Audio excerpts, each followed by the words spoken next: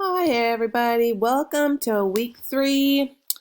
In week 3, I just want to draw your attention to the assignment because I think this might be a little bit tricky and I want to make sure that I run through it with you. So we are going to go to not the discussion link, we are going to go to the assignment link, all about the Benjamins. You will have this right here. It's a Word document that will describe the assignment to you. But this is really what you're going to want to download. It's the Excel spreadsheet. So take a minute. You're going to click the down chevron here and you're going to download that. Once you've downloaded this Excel spreadsheet, you're going to want to open it. Okay, so locate it. Locate where you have downloaded the Excel spreadsheet and open it. Here I have one here, and I will get a little bigger. Okay, so in this assignment, you are going to be looking at how money is invested. Okay, so a couple things to note. First of all, as you are going through this assignment, you will be talking about saving for retirement. Your company offers, now some things to just kind of pay attention to. Your company offers, an investment portfolio that has historically earned 11% interest. Okay, so your rate is going to be 11%. When we compute with rates or in percentages, we always change them to decimals. So divide that 11% by 100, so you get the decimal of 0.11. Okay, the next thing is we're looking at interest and it's compounded semi-annually. So semi-annually means 2 times a year. Okay, so when we are looking at our formula here, we will have a rate, we will have time, okay, in years, and then we will also have an end value. An end value is how many times, it's the number of times compounded. And in this case, because it's semi-annually, it's twice a year, my n will be 2, okay? Now, Benjamin will start immediately investing, and he's going to invest the same amount of money for 8 years, and he's going to just put it in there and put it in there, put it in there.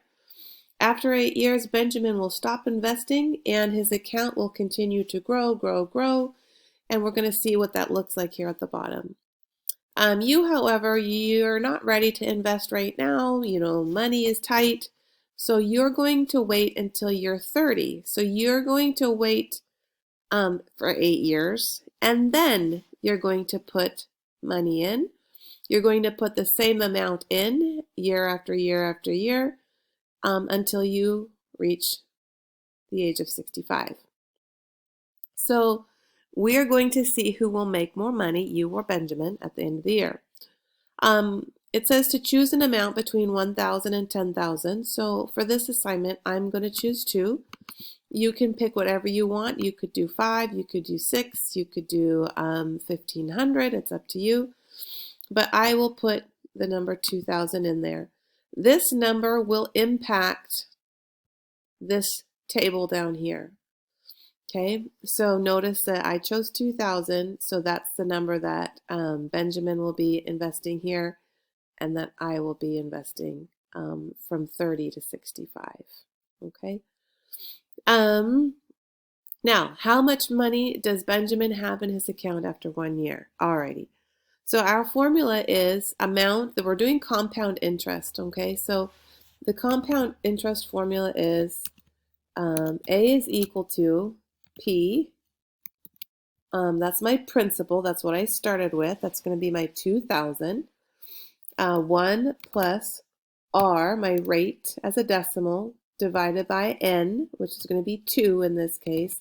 And it's going to be to the N, which is 2 again, times T. Okay, so Benjamin is going to put money in for just 1 year. So let me make sure I've got my exponent in here. Okay, so let's start putting in values. I would put in 2,000. Maybe yours is going to be 5,000, whatever that is. You're going to just change your number out here. And it's on to 1 plus 0.11 divided by 2 because remember we're investing semi-annually. It's going to be invested twice a year, so that's a 2. And we're going to take it to the 2 times 1. Okay. Sometimes students have a hard time knowing how to put all of this in their calculator. So I'm going to show you how to do that quickly. So Google will allow you to put in numerical values. So I just copied exactly what I had in my little box there. I have my principal, parentheses. I have 1 plus 0.11 divided by 2. That's my 11% over 2. Okay, and then I have end of parentheses. I use a caret, that upside down symbol there for exponent, and 2 times 1. And 2 times 1 is just 2, so I can keep it like that. Add the equal sign, and we should be able to get, oh yeah, there it is, $2,226.05. So I'm going to return back to my spreadsheet here, and there's my answer right there, $2,026.05. And notice here, that is, sure enough, that is my first value here, $2,226 after 1 year. After 1 year, I have now increased my investment to $226. Okay.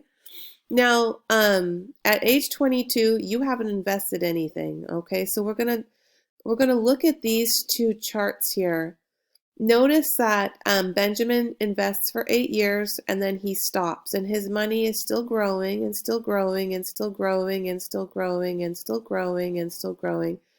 And when he's 65, he has a nice chunk of change.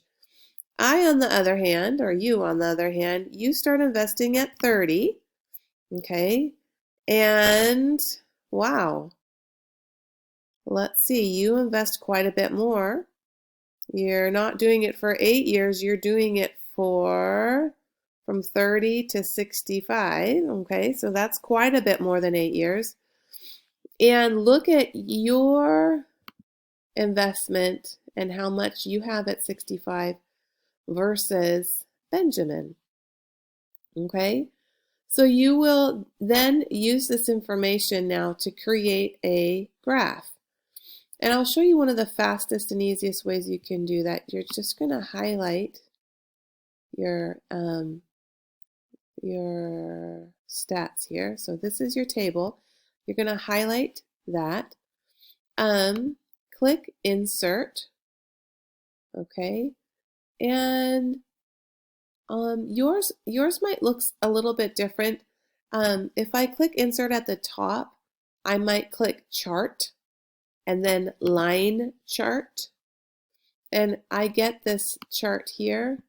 And what I can do is I'm gonna copy it and drag it. I'm just picking it up and I'm dragging it right in here. So you can see that there are two different graphs here, okay? And you can see that one graph seems to be going up faster, and that would be Ben's total value. It looks like Ben's total value is going up, up, up, up, up, up, up, up, up, up, up, up, up.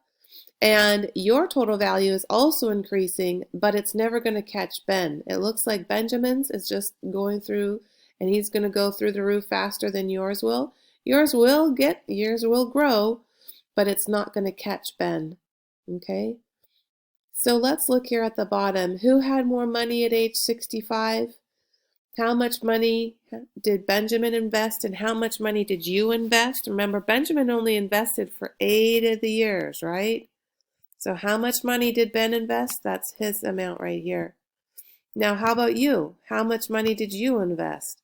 So you're going to be adding up however much you have in this column and putting it there. And then the last question here is evaluate the data. What conclusions can you draw from your data, and what strategies would you share regarding investors? Is it better to wait like you did and then invest every year, or is it better to start early and start putting some chunks in right away? So I hope that you are able to kind of get an idea of how to go through your assignment. Remember, change this number to what you would like it to be, choose the amount, and then off you go.